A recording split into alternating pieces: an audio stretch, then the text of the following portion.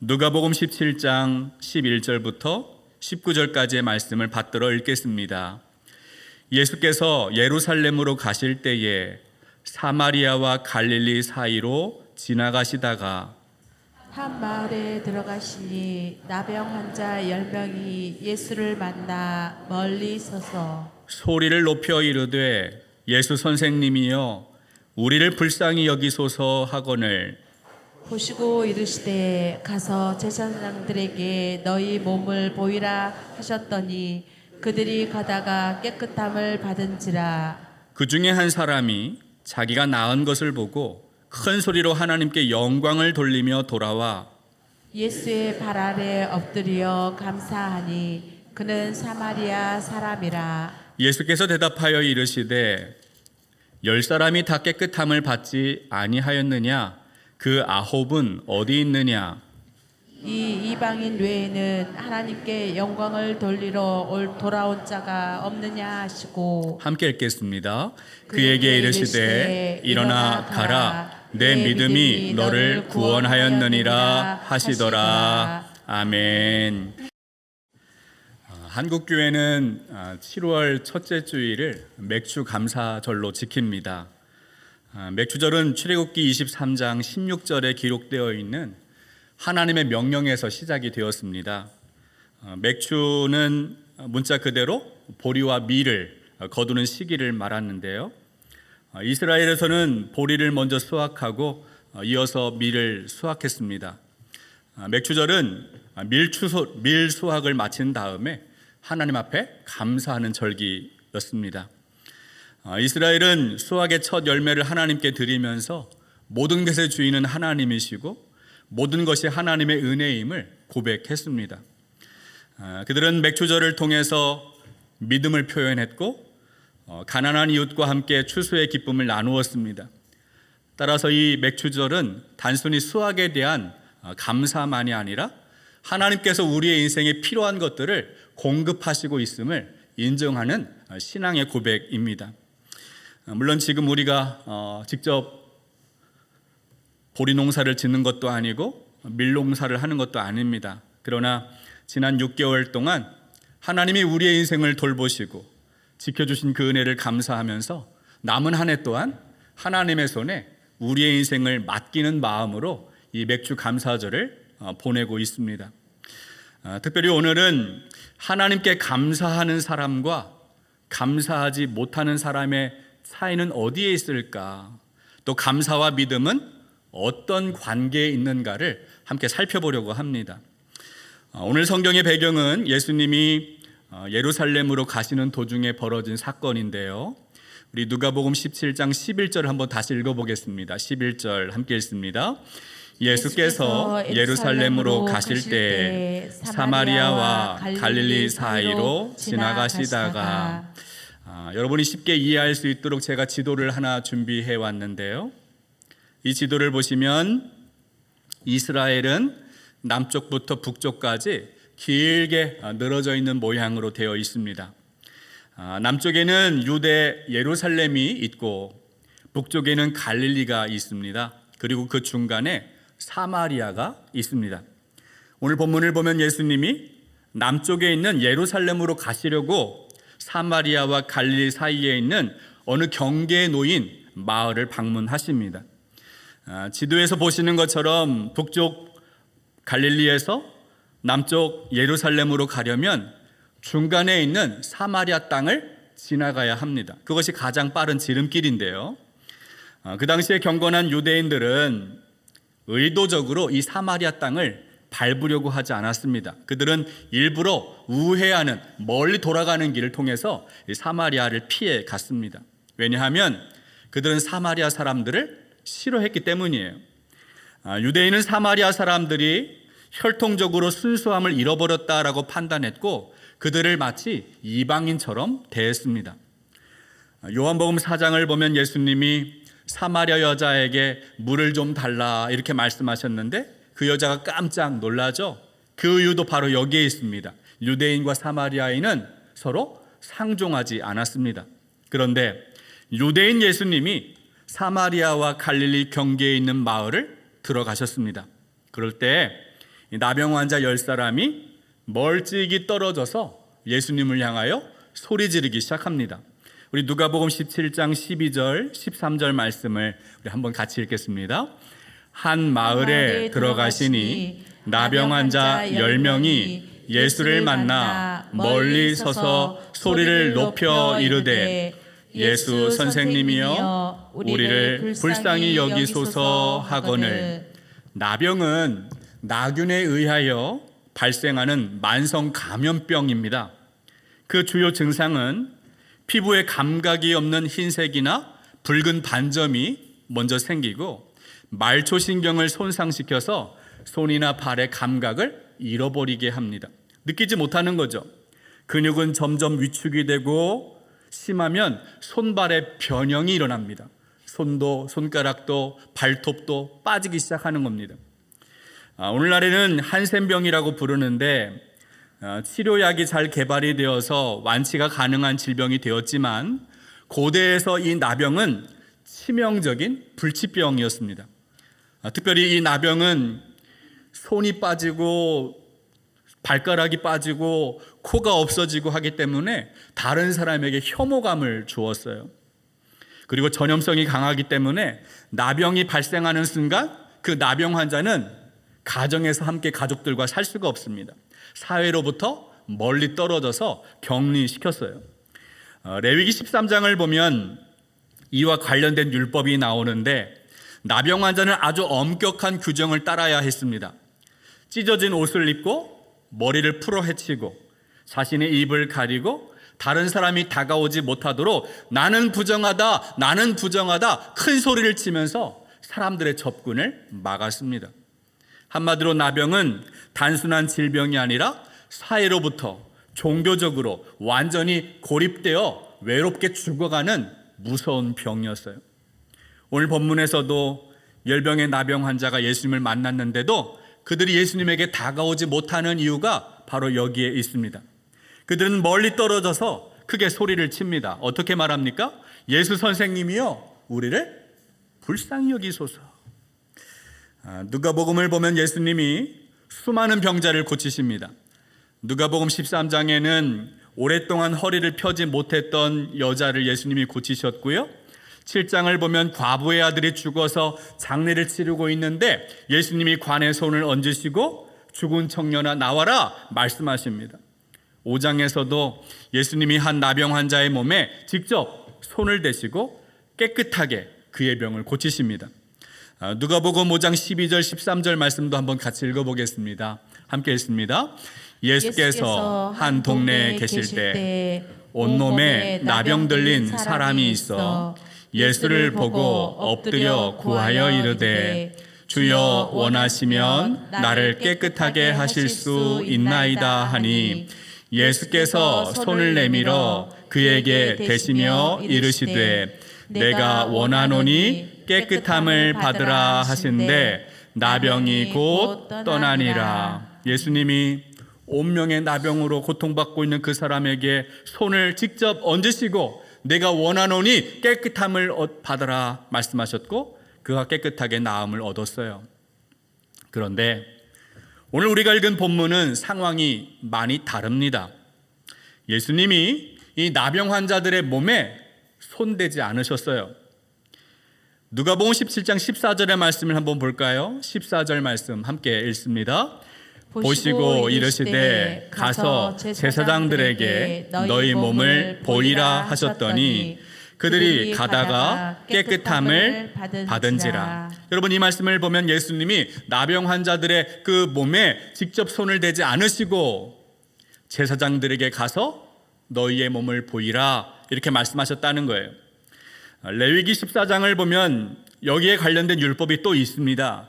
제사장은 나병이 깨끗하게 되었는지를 확인하는 정결의 여부를 판단하는 심판관이었어요. 그래서 나병이 나았다고 자기 마음대로 집에 갈 수가 없어요. 반드시 제사장 앞에 가서 나병이 깨끗하게 되었는지를 확인하고 정결의 선언을 받고 정결 예식을 참여한 다음에 그 다음에 자기 집으로 갈 수 있었습니다. 따라서 예수님이 나병 환자 10사람에게 제사장에게 먼저 가서 몸을 보이라 말씀하시는 것은 그들의 몸이 이미 치유함을 받았으니 확인함을 받으라라는 뜻으로 이해할 수도 있습니다. 그들은 처음에 자기의 몸의 질병이 나은 것을 몰랐습니다. 그런데 제사장에 가는 도중에 자기의 몸이 깨끗하게 된 것을 뒤늦게 알게 된 것이죠. 아마도 나병 환자들은 깜짝 놀랐을 거예요. 너무 기뻐서 어쩔 줄 몰랐을 것입니다. 평생 나병 환자로 사는 것 너무나도 고통스러운 일이에요. 그냥 외롭게 죽음을 기다리며 살다가 그 절망 속에서 죽음을 맞이하는 것, 그것이 그들의 인생이었어요. 그런데 그 절망이 희망으로 바뀌었잖아요. 여러분, 나병의 치유는 단순한 질병의 치유가 아니라 다시 가족의 품으로 돌아갈 수 있는 사회적인 회복이고 성전 예배에 참여할 수 있는 신앙의 회복을 의미하기도 해요. 그런데 오늘 성경은 이 나병 환자들이 치유된 것으로 끝나지 않습니다. 오늘 본문의 핵심은 10사람이 나병에서 깨끗함을 받았는데 9은 각자 어디론가 사라졌고 그 중에 한 사람, 사마리아 사람만이 예수님에게 돌아와서 감사했다는 것이 오늘 본문의 핵심입니다. 우리 누가복음 17장 15절 16절 말씀도 함께 읽어보겠습니다. 15절 16절 함께 읽습니다. 그 중에 한 사람이 자기에게 나은 것을 보고 큰 소리로 하나님께 영광을 돌리며 돌아와 예수의 발 아래 엎드려 감사하니 그는 사마리아 사람이라. 여러분, 예수님이 분명히 10사람의 나병 환자를 고치십니다. 그런데 치유받은 10사람 가운데 예수님에게 돌아온 사람은 한 사람이에요. 나머지 9은 어디론가 사라졌어요. 그들은 돌아오지 않습니다.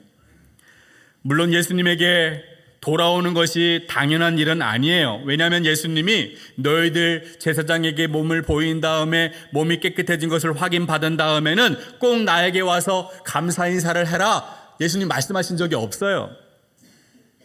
그들이 돌아오지 않았다고 해서 은혜를 모르는 배은망덕한 사람이라고 비난할 수는 없습니다. 다만 아무도 시키지 않았는데 돌아와서 감사하고 있는 이 사마리아 사람, 이 사람이 아주 특별합니다. 예수님은 감사하지 않았던 9명을 비난하려고 이 말씀을 하시는 것이 아닙니다. 누구도 시키지 않아도 하나님께 영광을 돌리고 감사하는 그 사마리아 사람을 칭찬하기 위하여 이 말씀을 하고 있어요.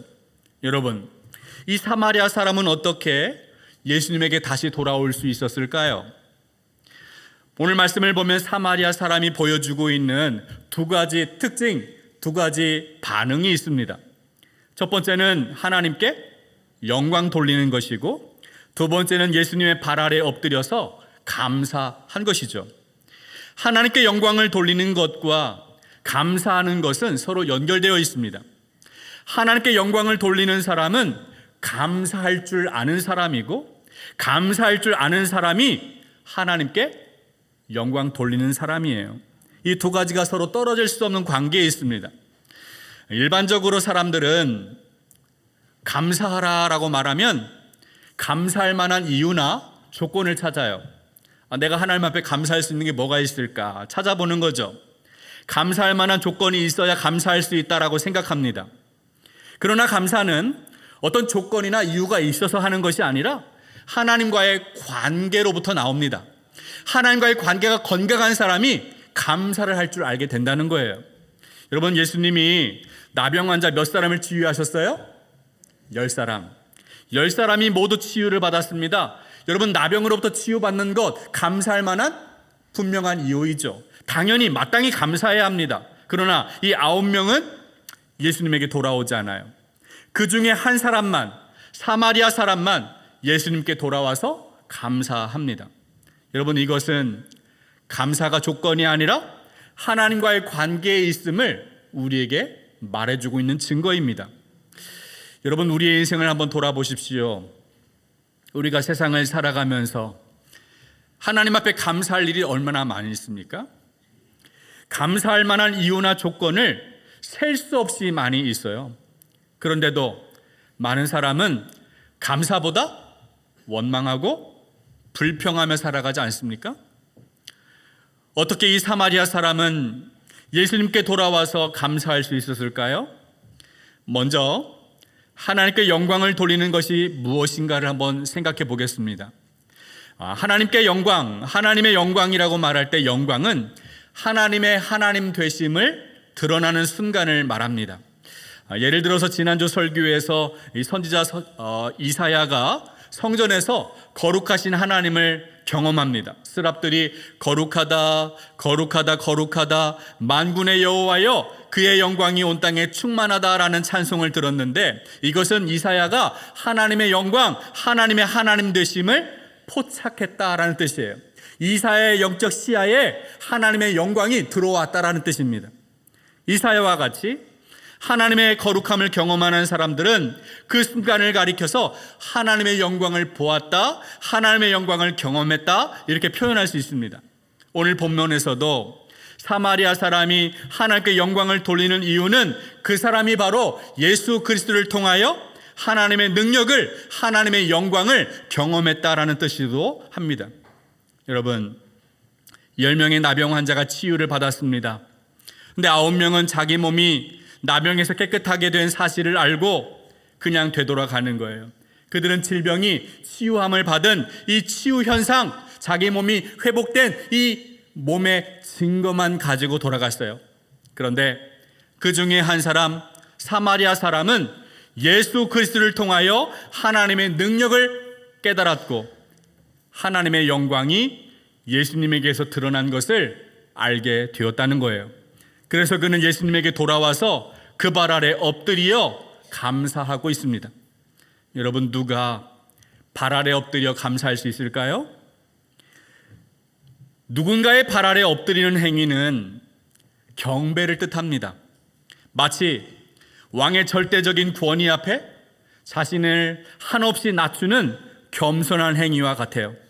자기의 몸을 땅바닥까지 낮출 수 있다는 것은 그분 앞에 그 절대적인 권위를, 그분의 존재를 발견했다는 뜻입니다.